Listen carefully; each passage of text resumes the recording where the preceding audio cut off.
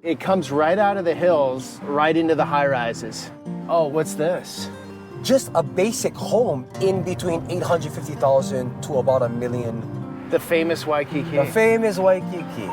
Oh, aloha, come boys, come. Have a little bit of a prayer for us, gentlemen. Yes, sir. What's it in 150 years? There is no Hawaii if there's no Hawaiians. Pan fry this in some beef lard. Oh, we're going way up. Yeah, way up. Look at this. This special, bro. But everything has its place. You struggle with it maybe a little bit. Yeah, every Hawaiian does. We're gonna hit it all today, We're right? gonna hit it all today, right? You're the local expert. Hey, bro, I try to do my best. You are. Hey, I looked far, wide, and deep when I came up with you. Let's do it, baby. Let's do it.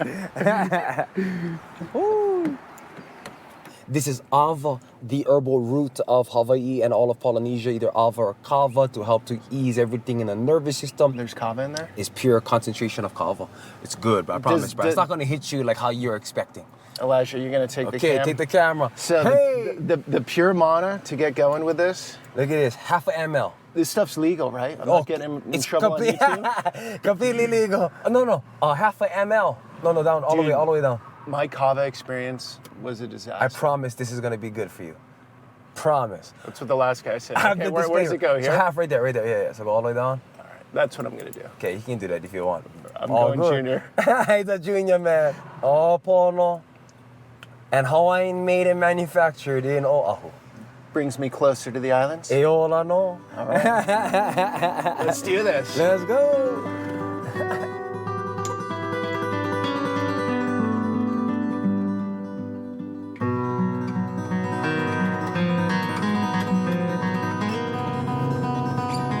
The 8 islands of Hawaii, I like to explain them as 8 siblings a part of a family. Oh.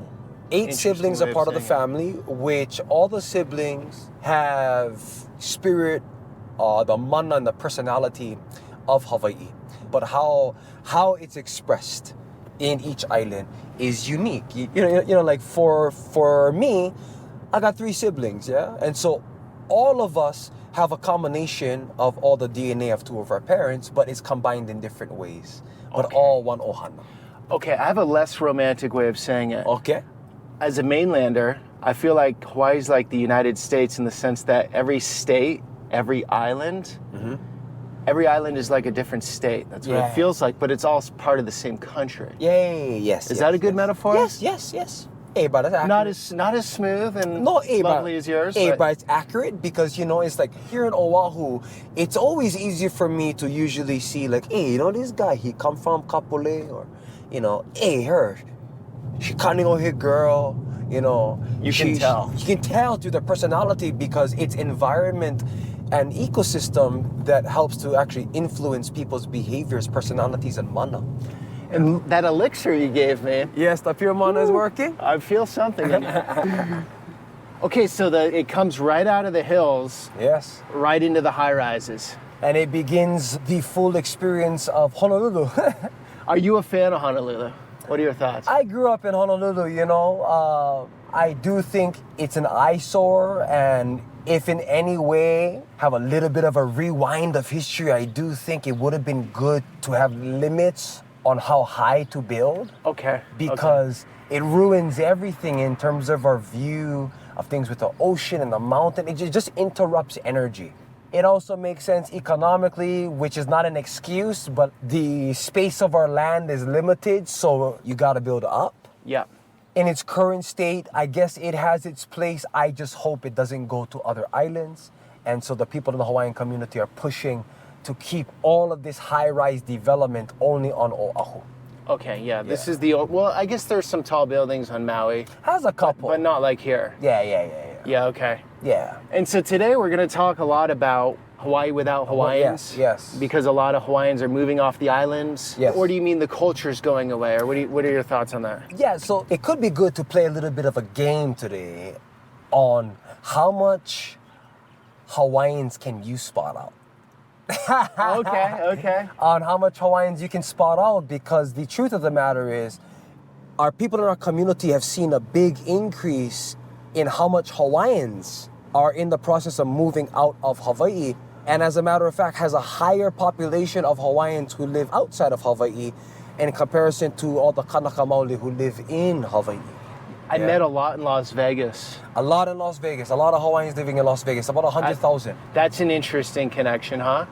Yeah. You wouldn't think they'd go to the desert, being around all this greenery and water, right? It's an opportunity thing. I did hear, I'm not too sure if it's fully confirmed, but I did hear a story about in the beginning of the construction of Las Vegas, a lot of the whole construction crews had partnered with all the unions here to have Hawaiians to head up there and to work. And they just stayed. Okay, I asked you this one off camera, but I got to get it on camera. I've asked it all over the islands. I've been here for roughly 3 weeks. Yes. Ethnically, what is a Hawaiian? Okay, so ethnically, it's the key terms. And so being a Hawaiian is not an ethnicity, it's actually a nationality, as American is a nationality. Okay. So in other words, a person is able to be Italian, American. Yeah. Italian being the ethnicity and American being a nationality. And Italian or Portuguese, which a lot of Portuguese in Hawaii because of immigration, in the time of the Hawaiian Kingdom, all the Portuguese who were living in Hawaii had also been Hawaiian, because Hawaiian is actually not an ethnicity, again, it's a nationality. So ethnically, it's actually Kanaka Maoli is the ethnicity. And being Kanaka Maoli, like Maori in New Zealand. Of Aotearoa, New Zealand. Okay. Yeah. To put a pause break, this is in this beautiful high school of Roosevelt High School. Oh, my dad and my uncle and everybody came over here. But that tree. Probably the most influential person who came out of, like here in current days, Bruno Mars. So he went to Roosevelt. So being an Aboriginal Hawaiian means that you as an individual are able to link who you come from to the earliest inhabitants of Hawaii, which actually go back to around 850 AD, had earlier inhabitants of Hawaii. Each of the Mu people who came out of the islands of the Marquesas had been in Hawaii anywhere between 300 and 600 AD. Okay, so you need a percentage of that, but in 2024, there are like a few thousand full Hawaiians. Like full blood, but most people are a mix, right? Are a mix, yes. Because of huge immigration to Hawaii, a lot of our people just interbred and mixed the bloodlines. Portuguese. Has Portuguese. Filipino, Japanese, Chinese. Yes, all mixed, yeah. Has plenty Asians here in Hawaii. So in the time of the Hawaiian Kingdom, everybody who was living in the Hawaiian Kingdom had an opportunity to become a Hawaiian. Even if you had originated from England, America, all of the American missionaries who came to Hawaii to preach the gospel in the Hawaiian Kingdom had actually pledged an allegiance to the Hawaiian Kingdom, becoming a Hawaiian instead of an American. Okay. And so it is always integrated into each of the principles, practices, all the ethics and values. So it doesn't have to do with skin color. It doesn't have to do with skin color and even race. Okay. Because there are a lot of Kanaka Maoli still to this day who are decultured, who aren't in their practice. And there are other people who are non-Hawaiian, who are more involved and integrated into the practices of Hawaiian culture. And so are you more worried about the cultural aspects going or the actual blood going?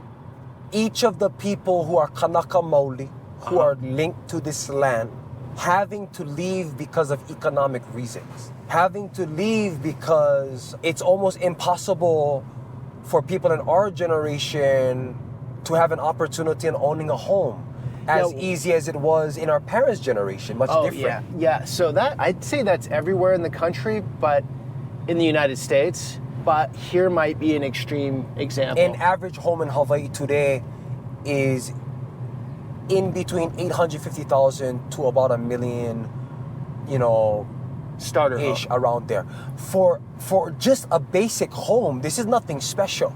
Okay. And $350,000 in Las Vegas is able to get you a mansion. That's gone up. I'd say that now is 600,000. 600. Maybe. But still, like the starter home in Vegas, you're getting probably for A pool. a third of the price. Yeah, you know. And no state income tax. Yeah, no state income tax. That is huge, actually. Yes. Hawaii, you're heavily taxed. Heavily Everything taxed. costs a lot. So, okay. And like income tier is extremely low as well. Our income has not increased when all of our goods, especially when 85% of our goods are imported to Hawaii. It's important to like realize that it's because economically our people are in a cage. And in a lot of the states is feeling the same pain, but there are more options there where you can pull it off than here, obviously. Like here, it's like you're on an island. Yes. Everything's expensive. Yes. Like you can't go, there's no Midwest here that you can bounce off to buy a nice home in. And, you know, 300,000 you're styling and you're good to go. Yeah. Our biggest issue, as has always been our biggest issue, is how to put Hawaiians on land. We don't need a home. Put him in land, because if you put a Hawaiian in land, he'll build his home and build his family. And he'll feed his family as well, you know, and so it's always important to see and approach it in a way that it's an issue in the system. Our whole system is failing a majority of the populace. It's polarizing everybody, having a huge increase in depression and stress, anxiety, and a decrease in quality of life, in happiness, and the ability to actually live a peaceful and prosperous life. Just having one job. A majority of people in Hawaii have 2 jobs, a majority of people, yeah? So it is, unless you're an innovator, you're an entrepreneur who can make things happen and who can take on the burdens of being a person who has to do that. It's not easy, you know. Even teachers need an extra job in order to just pay their rent. So teachers will be waitressing tables, waiting tables, that sort of thing? Yeah, you know. So this is all of Honolulu from Kamakaiwa through a bird's eye perspective. This is what Honolulu looks like right now. All of Waikiki, Le'ahi. And so here, as you can see a comparison, you know, he can put a picture up there, a comparison of how Honolulu used to look about 100 years ago. It's just like some taro fields over there and a couple houses. Abundance. About 150 years ago, guys, this is completely empty. All aspects of Honolulu in terms of our streams, our ecosystems intact. Yep. But a huge cause to that is because of population change. Once people started to see Hawaii is a prized possession, a pearl of the Pacific, as you know, for opportunists who like see Hawaii in this way, it's the reason why there is this introduction of plantations, huge introduction into, it's a new style of plantations and tourism. It puts our people into boxes, but all based on a premise of basically an exploitation of our resources for just enjoyment. For just enjoyment, you know. So everything for people around the world see Hawaii as being a place of kind of like an amusement park. When, you know, I heard a tita of mine in Maui say, how would it feel to have to work a couple jobs in tourism to actually uplift and bring peace and enjoyment to other people, while at the same time it brings hell in your own life?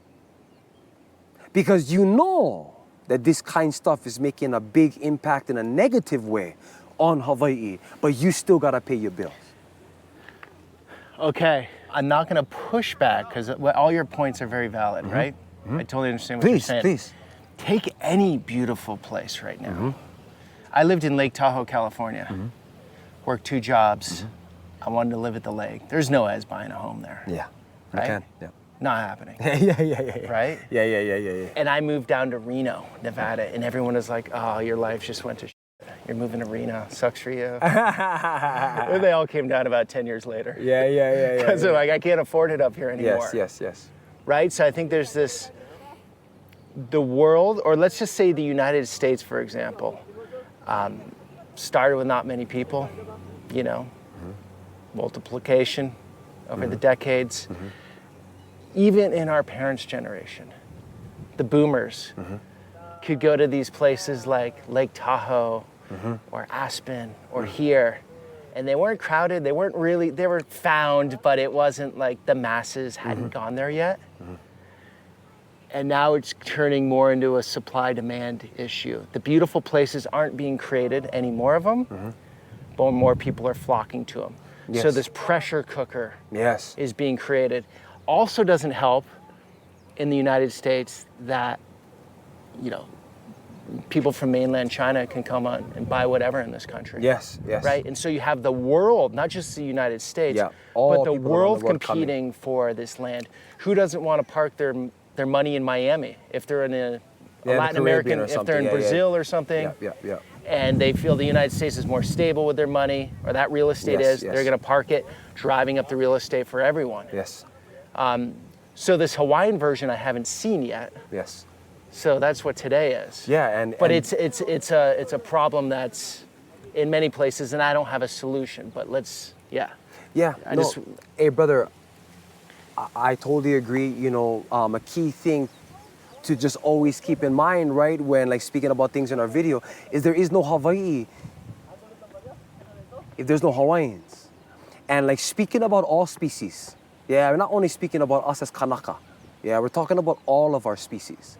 Because this had made a huge impact in the extinction of all the native species of Hawaii. Here in Hawaii, it's considered to be the highest percentage of extinction capital. what's it in 150 years? Sorry to put you in that mood, but I personally feel that, especially in our generation, a lot of things are shifting now. And so I'm thankful the consciousness is rising. Our people are getting a lot more integrated into culture and are beginning to see that this is not gonna work. It poisons our waters, it poisons our people. Yeah, this stuff.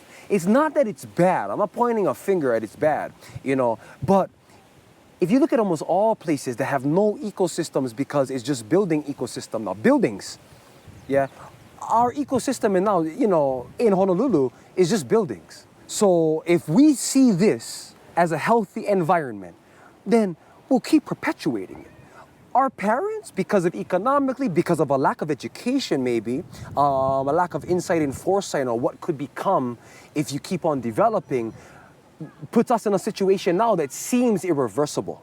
But I think that us as Hawaiians and our generation, all the future generations is now picking up on the fact that how are we able to reverse this in a positive way to bring it more harmoniously to what is ecologically Hawaii? Because if we continue this and ecologically, Hawaii is going to be almost erased. In Honolulu, in its own right, it's pretty much, it's at a point of no return, I say. But if we can see and innovate and can speak to our kupuna on how to take initiatives to make positive change, I do think it is possible. All we got to do is as we're doing that, is to also hold steadfast in the areas where encroachment of development is continuously happening on other islands.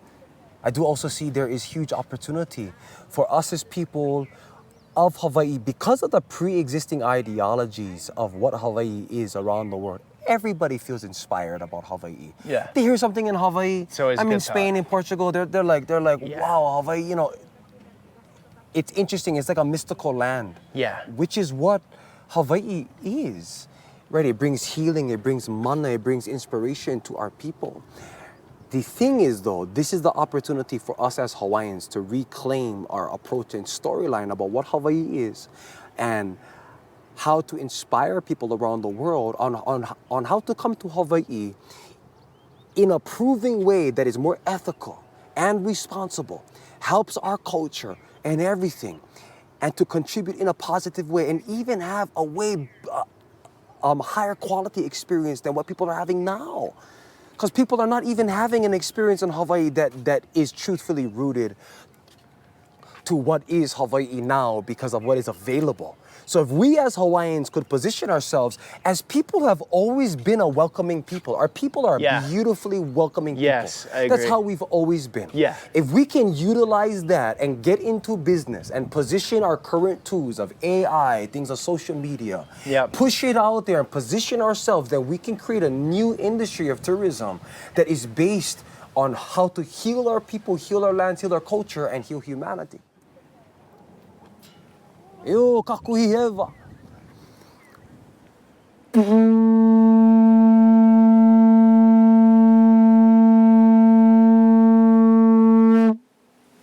Yo, kakuhi heva. Oh, what's up, guys? Oh, almost ready. Good to see you, brethren. How you doing, bro? Good. Ah, good to see. Oh, what are you working? I work this company. Oh, this is fun. It's so much fun. We take people biking down from the top. Hey, bro, I'm gonna have to text you, bro, because, bro, I've been interested in doing this one. Yeah. Yeah, bro, this is cool, bro. Dude, it's the best job I ever had. Hey, bro, I'll speak to you soon, my man. Okay, bro, I love you, bro. Allah. So in the game of Guess the Hawaiian that you challenged me with earlier, he's not. He's not Hawaiian. Yeah, no. He's an Irishman. But he could be. He could be. So the cool thing about the game is actually because each Hawaiian has like distinct features and a distinct energy. You can just tell. Okay. So an uncle of mine, I love my uncle Lika, he played a huge role in my life, and my uncle, I love him so much. He's a 6'3 3/4 Hawaiian who is white as snow, but has the most Hawaiian features that you can think of. Hands big, strong, so much aloha, plenty mana. He holds himself as an ali'i, as a chief. Fluent in Pidgin?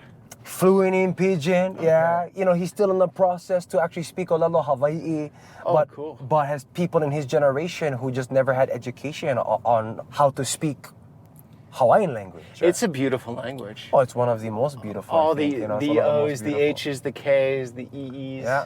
And the interesting thing about Olelo Hawaii, which for me, hey, I'm not an expert at Olelo. The beautiful thing on speaking Hawaiian and having understanding of Hawaiian is actually the imprint of the consciousness that's in the language, because huge majority of it is allegorical and poetic. A lot of aspects in English language, just in the language itself and the words and terminology, is really linear, it's black and white. It's a business language. It is. It's actually there are a lot of words, we just don't use most of them. It's Roman, real kind of influence through... Get to the point. Yeah, just get to the point. Love and like, not much in between. Yeah, which has an impact on the brain chemistry, on how you think, how you see the world. In Olelo Hawaii, it actually accesses you to this whole other experience and worldview that you cannot really get on the outside of speaking Hawaiian. You cannot really get it.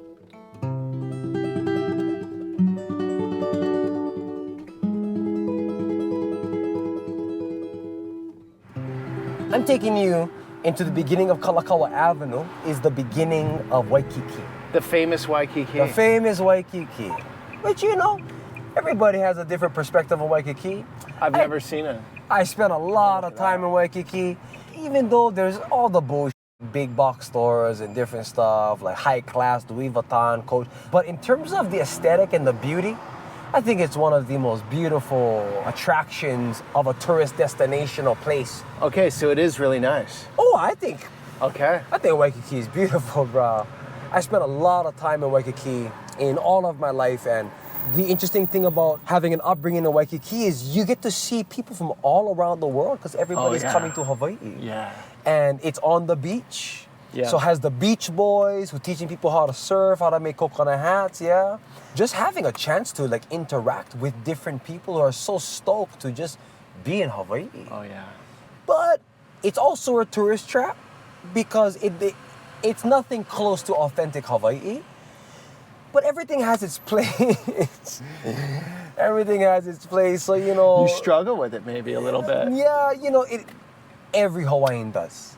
Okay, everyone has a little Waikiki in them and everyone hates Waikiki at the same time? Yeah. All right. Because all the big events happen in Waikiki, all the good times in childhood with like concerts and, you know, like spending a weekend in the hotels at the Hilton. Your first kiss? First kiss. The first kiss had been on a stairwell Holding hands in high school. Holding hands with some girl from Alabama or Japan or wherever. Yeah, no, but hey, I've met a lot of people from India, from Iran, from England, all different parts of Europe, Asia. So this is Waikiki, everybody. So like here to the left is Kuhio Avenue, and this avenue, yeah, is like inspirational and based off of King Kalakaua. So his statue is right there. Yeah. So King Kalakaua had been an important head of state in the time of the Hawaiian kingdom. He's the first head of state to head around the entire globe. He had introduced electricity. He's an innovative king. So right before the queen, it was him, he passed, and then the queen took over. Yes. So he's her older brother. Okay, so this is the famous Waikiki. The main drag isn't on the beach. I thought it was going to be a... It is pretty soon. Okay. Yeah, okay. yeah. But here got all the shops and the Hilton Hawaiian Village. Hey, I gotta say, it looks pretty good. It's clean. It's clean. Yeah, it looks like well taken care of. It's balanced. Good people watching. It has good people watching. Has a lot of entertainment at night because like of performers on the street. Has hula shows and luau's at almost every hotel. Good Hawaiian music if you know the right places. Yeah, but in terms of the architecture and kind of infrastructure of the experience in Waikiki, it's really, really commercial. Okay, in this highly taxed state... Yes, highly taxed. Right? Aren't you happy to see these businesses just pulling in tourist dollars and then that going into the system here? Well, it's not really impacting us. Okay. As the individual people, is feeding into tourism once again. Ideally, it would be good if every hotel, if every company had its own tax for ecosystem preservation and culture. I've been paying mega taxes on these Airbnbs I've been getting in the islands. Like there's some Hawaii fee something. Yep. Where's that going? Is there an endless pit? Is there a hole somewhere? I would ask the politicians on where that is going. Okay, so how do you feel about the politicians in general? How is Hawaii managed as a state? In current state, I would say they're trying to improve, but it is still about a C-. C-, a lot of corruption? Yes, heavy corruption, a lot of agenda, a lot of imbalances in policy making. Okay. A lot of influence on school systems and the community in a way that is not really appropriate and positive and constructive for everybody in the community. Like what's an example? There's just a lot of push and pull between people in the Republican and Democratic parties. Okay. About 85% of the House and the Senate is Democrat. 85%. So, huge imbalance. So they control everything. They control everything. Like California. Yeah. And a majority of them, it's an important thing to also state as well, because the Asian influence in Hawaii has been huge. But aren't they traditionally conservative? Yes, but in terms of politics, in terms of the House and the Senate, with the bills being passed, doesn't seem like it's conservative. Because these aren't Asians who have been in Hawaii for 1-2 years. These are Asians whose parents and families been in Hawaii since the space and time of the plantation era. So it's a younger generational thing? It's an older generational thing though, because they think differently, and so... Oh, right, because the Democratic Party in the plantation days, like if you wanted a force against the power that controlled everything, the big business seems like a Democratic Party, right? It was, but that switched, changed, right? That completely switched. Changed. Right. That completely changed. But back a while ago, if you wanted to be the average day man here, right, and you wanted some protection or someone to push back against Big Sugar, Dems. You were voting Dems. Yes. Now, Dems aren't helping out the middle person here, right? Yeah, and interestingly enough, especially in the space and time of like statehood and previous to that in the Republican territory of Hawaii, the actually person who is considered to be the earliest Hawaiian who had involved himself in civic engagement in Congress and in the House of Representatives is Prince Kuhio. And Prince Kuhio had been the prince and the heir in the Hawaiian kingdom. He was a Republican, right? And so his approach, he felt like everything in the Republican Party, its principles and cultures and values had been the closest to Hawaiian principles and values. Okay. And so in current day, has only a few people who are in Congress and in the House who are Republicans who consider kind of each of them in their particular group as being the Prince Kuhio Republicans, who are trying their best to reinstate his cultural, his political approach and ideology upon the current system, and to help Hawaiians, because everything in the government has not been helping Hawaiians. Who's it helping? It seems like it's helping everybody else. It seems like it's helping everybody else, right? You know what's interesting on Molokai? That's super red over there. Yeah. They, maybe it's the countryside mentality.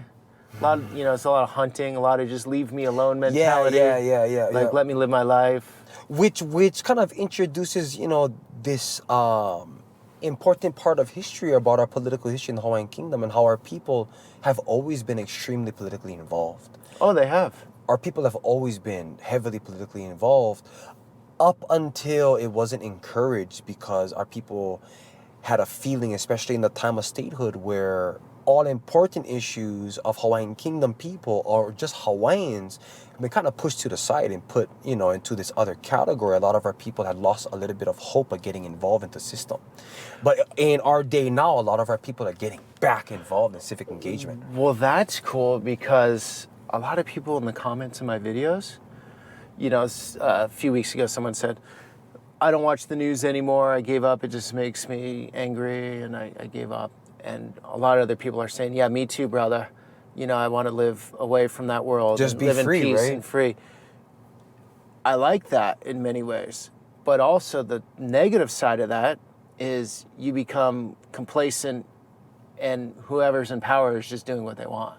We can walk over here if you want. Yep.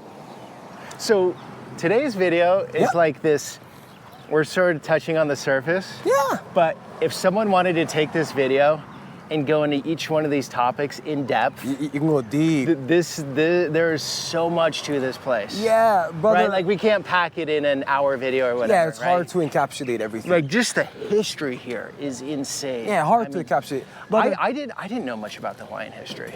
I knew the basics, like statehood, annexation. even as a Kanaka, it's not the easiest, right? It's not the easiest on like key parts and fundamentals of part of history and culture that everybody needs to know. Yeah. But in its own individual right, it takes a lifetime, only one craft. It can take a lifetime. Eo mawiloa. Ho nakala hayo ako, haidon ako, pehea maine. Alo, hayo ako, haidon. Yes, Kanaka. Ho, brother, how you doing, brother? Aloha. Yeah, how you, brother? How you doing, brother? What's your name, bro? DJ Mahalo. Hey. Follow you. Oh, hey, bro. What's up, DJ Mahalo? Hey, bro. His brother Peter, bro. How you doing? Nice to meet you, Mahala. Oh, brothers, how you guys doing, brothers? Aloha. Come, boys. Come. Over here, bro. Have a little bit of a prayer for us, gentlemen. Yes, sir. On each time you hear Hanu, please take a deep breath, and Ha, you can exhale. And each of these is all an expression of our three principles. Aloha Aina, Aloha Akua, Aloha Kanaka. I'm going to do a little bit of an oli and have a pulley around us, and we can go about our day, gentlemen. Can do? Yes, sir. Okay. Hanu. Aloha Aina. Hanu.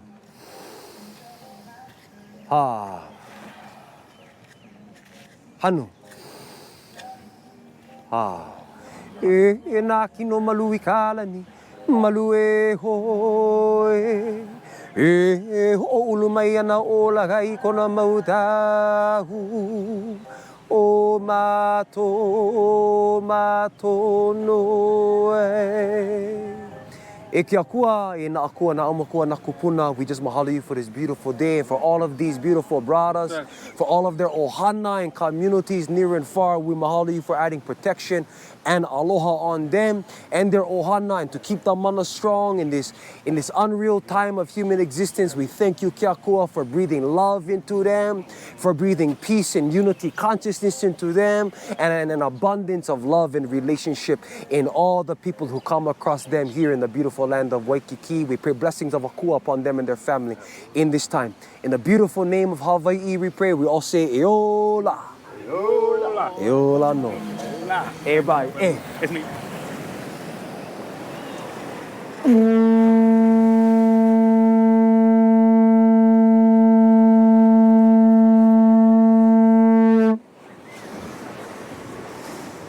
Oh, Waikiki.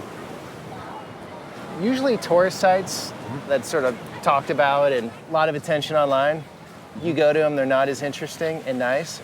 I gotta say, this is actually better than I thought it would Oh, be. but it's so beautiful, brother. I'm like, I'll never go and just go to Oahu and hang out in Waikiki. And now being here, I'm like, yeah, I could definitely do that. But it's a good spot, right? Oh, this is awesome. Yeah, bro.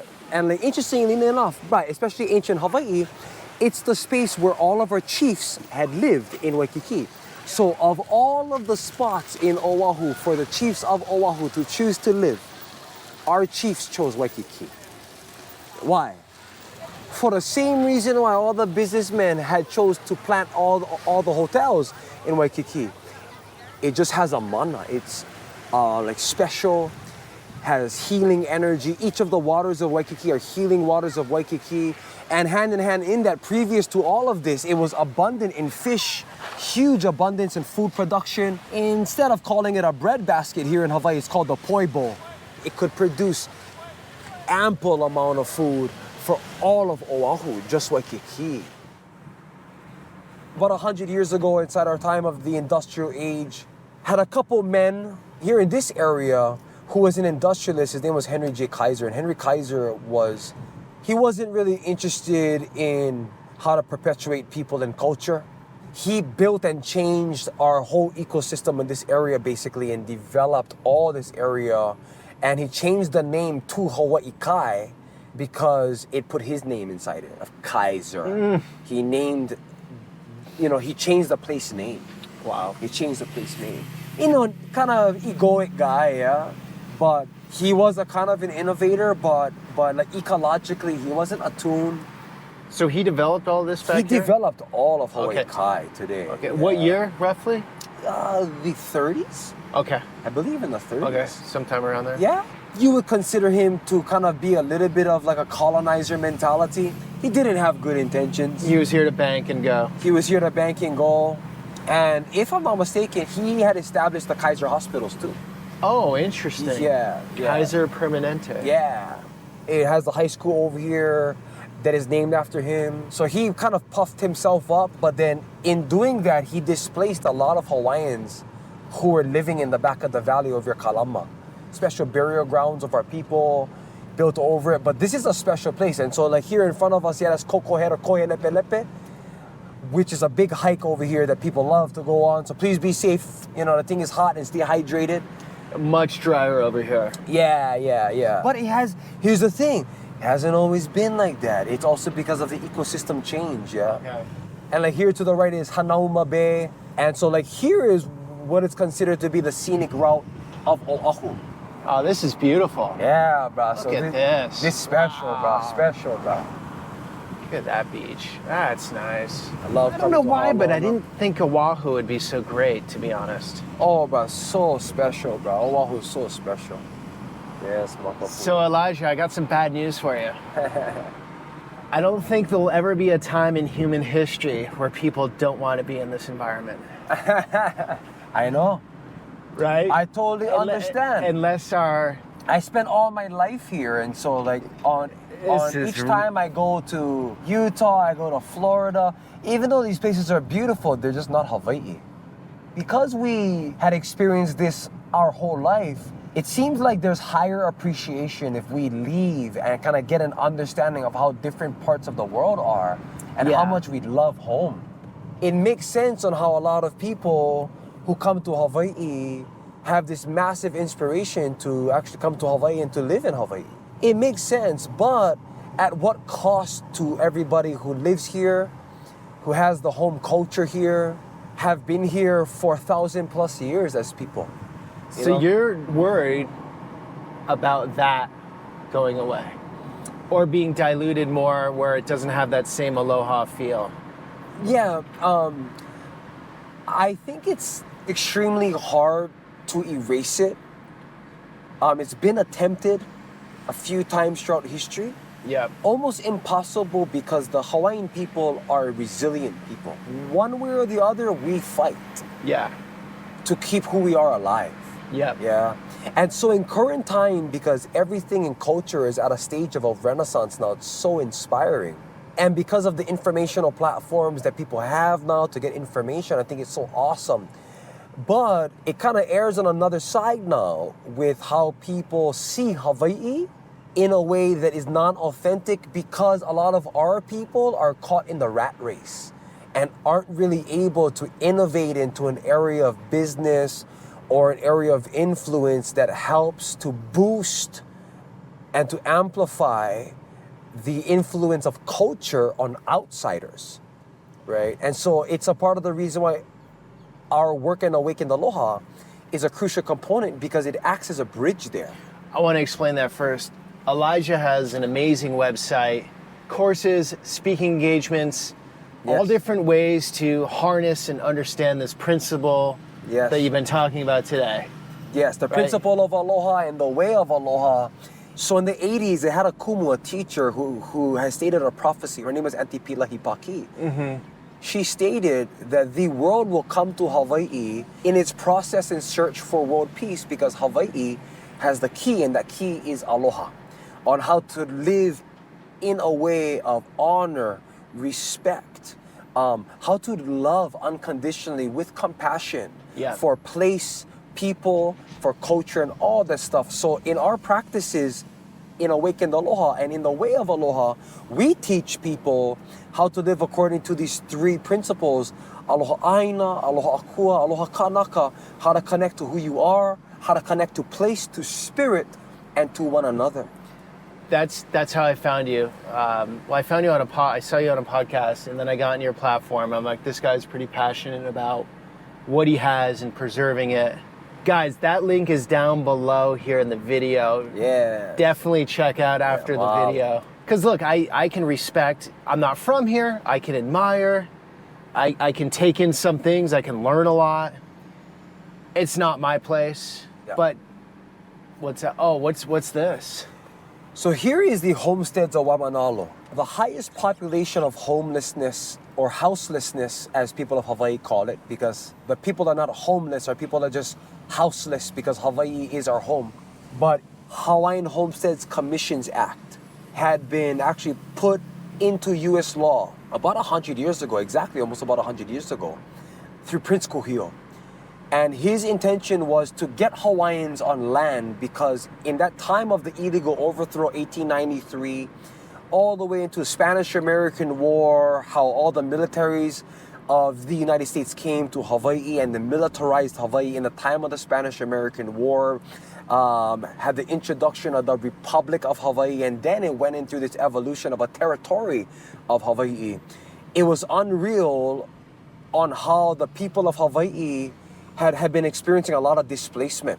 Our pieces of land, of ag land, our opportunities, our quality of life have been in the process of getting erased and weaned away. And so Prince Kuhio, he used the concept of each of the indigenous and tribal people have a concept of a reservation. He used that to build this construct of Hawaiian homesteads. In homesteads, you have to have 50% or now 25% blood, right? Well, to be on the list, it's Yeah. half Hawaiian. Half Hawaiian. And they, But- they give you the land on a lease, basically, like for 99 years? So here's what the trick is. Yes. So he advocated to give Hawaiians land, and what he was advocating for was for every Hawaiian who has a 32nd Hawaiian, 1/32. Why? He had the foresight to see that our people, because of immigration, are going to be interbreeding. The percentages of Hawaiian blood is going to decrease over time. So what he was advocating for originally, it Okay. didn't pass.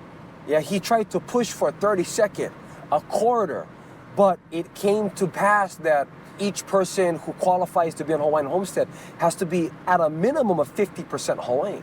But how much 50% Hawaiians are in existence today? There's an estimation of about 80 to 100,000 who are half Kanaka Maoli. Okay, but here's the tricky part. He had advocated to put Hawaiians on land.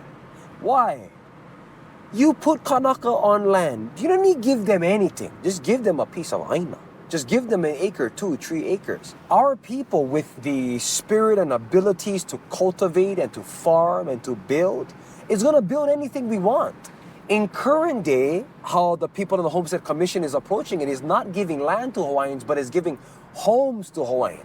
So even though on that land, each Hawaiian only has to pay $1 a year on basically a 100-year lease, there is a house who is pre-planned and put on top it in these Hawaiian homestead communities who has a mortgage of $800,000.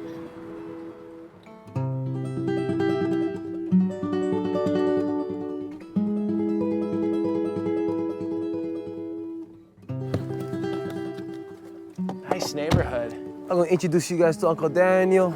He's a pioneer in food sovereignty, how to grow as best as he can. Been doing the good work. He's got a farm back here? This is his whole farm back here. Oh, cool. What's up, Hawaiian? How you, bro? Yeah.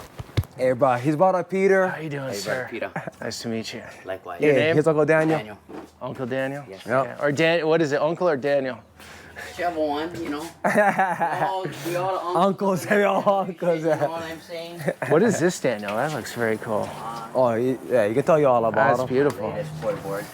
It's beautiful, bro. Woo. Although I've had to make thousands of boards to make toy, I will never ever make a real one. A real one is one where you harvest the tree that your grandparents, the afterbirth, is buried under the tree at planting. And so this practice is at minimum a multi-generational practice that requires a grandparent and a grandchild. And so, you know, we make these boards and our goal is to really bring back that type of connection. And imagine like the main food that sustains your family is made from a tree that your great-grandparents put your grandparents' afterbirth under. That tree grew, of which grew like your grandparents, to this place where it's time for them to transform. And then that board, that surfboard, that bowl that would all come from this tree would be what would sustain you throughout your life, for you and your family. That's cool. 9 years ago when we got here, it looked like that. From here all the way down. You couldn't drive down, you couldn't do any of that. Jungle. Straight jungle. These poles were a part of a shade cloth system that was literally the size of this first half of the property. And they had done the shade cloth because over the previous 60 years, they had basically contaminated this place where nothing would grow. And so we started a whole process to actually rebuild our soils. So I've never sprayed one drop of Roundup in the 9 years that we were here. Commercial fertilizer, herbicide, insecticide, any of that, none of that has happened here. This guy's been trimmed once, but this is a 6-year-old avocado tree in its 3rd season of avocados. Oh, yeah. On a place that had 70 years of chemical ag. So part of what we do is around fixing the soils with the pigs. So if you notice, how's the odor? You ever been around a pig farm? Mm-hmm. Can't even tell you live on a pig farm. We have this specialty variety of pig called kune kune. And basically, these guys get fat off of grasses. So if you imagine, all the weeds in our yard actually go into the pig pen, and the pigs are our primary biodigesters that break everything down and make it nutrient rich. What I used to do is I used to move the stuff from the pig pen down here. Now what I'm doing is I'm just building pig pens, and when I take them apart, then I have a new organic component of my farm. So Daniel, how much land do you have back here? This is about just under 3 acres. Okay. And Is it homestead or your own? this This is a stolen land under the occupation TMK system with the illegitimate, mortgage bullshit. But the reality is that what you see here, we only talk about this. Everyone's like, I'm gonna fix the soil, I'm gonna build a subsistence farm, I'm gonna do this. How many guys get them? Not too many. They're not doing it? It's not that easy, brah. And you look at this, getting them. Yeah. you see this? This is from what was dead soil. Yeah? All my food needs, basically right here, this is more food than can feed my family. This is where people come and, now this area is about to be replanted, but I have elders that come and they harvest their own vegetables instead of going to the supermarket. That's great. Yeah, and they pay for it like they were at the supermarket, but are able to engage the food in a way that is meaningful. So these guys, I'm about to pull these guys out, and this is about to go into back into garden area. But what we practice is we're soil feeders. Yeah, we look and figure out how to feed the soil in a multitude of ways. So the pigs are just one. I'm gonna take you over to our emu because our emu is another really big format. So Daniel, your whole purpose here is just to bring good nutrient food, organic food back to the island. The purpose here is to build a farm school that helps to retrain our community how to grow what they eat and eat what they grow. On Oahu, very rare to find. Thank you. And don't laugh, but this banana right here, this is a Iholena lele. This is a dwarf Iholena. So this is like an actual Hawaiian banana. Tell me the last time you saw an orange banana. Yeah, orange color. A little starchy. A lot of the Hawaiian bananas taste healthy. low on the sugar, right? This is like a cooking banana. You cook this one up. Oh, yeah. Let me tell you, you pan fry this in some beef lard. This is actually the first time I got fruit from it. And the most important thing was I wanted to make sure the birds ate some of this. Yeah, because they're a healthy part of the system. Yeah, help everybody. And the vibrations from the birds make everything grow better. Our bees, everything more happy when the bird's eating. Oh, look at the little piglets. So actually what our programming does is we help other families build no-smell pig pens to create soil in the residential areas. Yeah, no smell. No smell. And look at my fruits. Tell me if my soil is not nutrient. When's the last time you had a soursop off the tree? You eat soursop before? Never. Look at that. Sop right off the tree. There we go, sir. Just peel it back. Oh yeah. It's sort of like jackfruit a little bit. But sweet, it's sweet. Basically, we started our own fertilizer company during COVID, and we took what we were using on our farm and we bottled it and started supplying it in the community and literally changing the mindset of that we need something from out there for our agriculture needs and just building it in-house. That's primarily how we survive carved stone and are working to create and establish a cultural economy. Yeah, one that isn't a tourism-derived one that's essentially cored around valuing knowledge. Are young people getting into this? Is there much interest? Honestly, we're kind of the reason why. We were the young guys.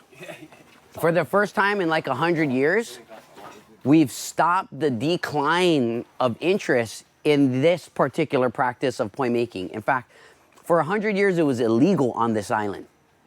And in 2009, after I decided to start a business making food traditionally, the Department of Health basically came to me and told me that it was a $1,000 fine per infraction, even if I gave it to my grandmother, because they regulate the sales and distribution of all food in Hawaii. And so from 2009 through 2011, I seriously had like an illegal black market, underground, traditional food system business going on. So they don't have a problem with the vegetables, but what would they have a problem with? Well, so poi, right? Poi traditionally. Which, explain what poi is. So it's basically astronaut food for ocean navigators, right? If you have to cross 2,000 miles across the ocean in a canoe, this is pretty much the only food that will guarantee that you have enough food to make it, because you got no refrigeration, you got no cooking. What's it made out of? The taro is a starch. It's an underground tuber. There's about 85 countries that share 2,000 varieties, originally starting in Egypt, and actually went with the ocean voyaging people because the root stock of it is seedless. So you actually take the stalk of the plant, and that's what you transplant. And so that stalk can handle getting wet, getting dry, right? As with a seed, wet to dry, it germinates, it dies. So the plants that went with the early navigators were ones that could withstand this type of harsh environment. The Hawaiians figured out a recipe that basically allowed for them to find Hawaii first because they had the capacity to survive getting there.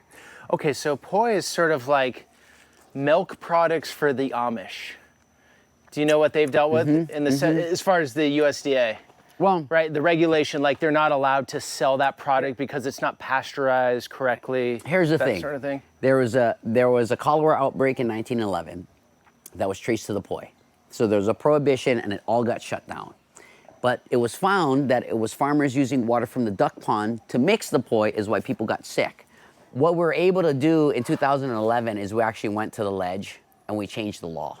I believe in liberty and justice, yeah? And I believe that the future of Hawaii rests in the hands of Americans that also understand and believe in liberty and justice, but also are willing to execute it when it doesn't benefit them. You know, timing is everything. And I believe that the future independence, or however we choose to negotiate and engage America on a nation-to-nation status, will be because of timing. Yeah, and it's when we can communicate with the American people, and 2, the American people are willing to listen, and 3, they're willing to act upon their research, upon their education, upon their understanding of what we have to do. Because Okay, I hate to be the realist here. Yeah, please. Check it out. yeah. Most people, a lot of people right now are treading water. They're trying to, inflation is everywhere, obviously. It's expensive here, for sure. This is the extreme edge of it, but a lot of other parts of the country, they're just getting through it, right? You know what Americans don't realize, Yeah, though? but even to take care of their own backyard is a challenge for many right now. Hawaii is the single most expensive state Yeah. for the United States. Yeah. Do you know how much money would be available to the American people if America stopped? Seriously, if you really look dollar for dollar, how much money comes out, you think the million people here pay enough taxes for all of the federal everything that's going on in Hawaii? Zero. We're a huge drain. This is where I'm telling you, as American people realize, I got more money if we just let these guys deal with their thing that they're asking for. So I think we should all play the devil's advocate, and we should be wise about how we move forward. But here's the truth. The truth is that today, young Hawaiians are born in the truth. Yeah, and I didn't know about our overthrow till I was like 18. Yeah, there's other Hawaiians that it was so suppressed that the history today, the level of Native Hawaiians that have achieved PhDs in becoming the absolute experts. Yep. Previously, like there's always be like a foreign expert leading the way here. Those days are over. And the reality is that the more expensive it is to subsidize Hawaii, the bigger the reality that we have to survive on our own. But well, Yeah? Boy, you should have done the farm tour, bro. This guy's farm tour is way better than mine. You're a good Blows farm me tour. away. But show them your coolest favorite spot to play. Okay. We go Hawaii. I'm gonna show you guys my favorite spot to go when my cousins are here. Me and them will just dash up and go up here. Okay, let's We do it. have- Let's see the dash. You dash, like run? Yeah. Oh, we're going way up. Yeah. Way up. Here, I'll give you the camera. Can you hold it? It's pretty amazing to us that I can just go wherever I want. These guava trees, they're kind of ripe, but I really wanted to show you guys the view. It's really nice up here, like literally. You can see everything. Awesome, bro. Even you. I think he's chasing him. Elijah, brother, thank you. That was awesome. Hey, bro, mahalo to you, bro. Thank you, bro. That was Mahalo, cool. mahalo. So there was a lot in today. Yes. I learned a lot. There's a lot I want to dig deeper on. Yes. And I think for the viewer, for all of you out there, we touched on many big topics. People are interested. There's so much to discover. Absolutely. Yeah. I always encourage people to just head to my Instagram and TikTok as well. Yep. Like pretty soon I'm gonna be kicking off a YouTube channel with the beautiful help of this brother. So guys, check out Elijah's website. It's awesome. Instagram, Yes. YouTube. Has all the links down here. Yeah. And has all the information there. And it's only building up. I'm gonna be introducing this upcoming year, I'm gonna be introducing each 3 months a retreat in Hawaii to help people to explore these things. Oh, cool. So people can come here. They can come to Hawaii. Go deeper on these topics. They can go extremely deep, experience Hawaii in a deeply truthful, rooted, authentic way. And then we take the world to a whole nother level. Respect. I appreciate you, bro. Thank It's you, awesome bro. what you're doing. Yeah, I appreciate you guys. Mahalo nui. Yo. Thanks, guys. Until the next one.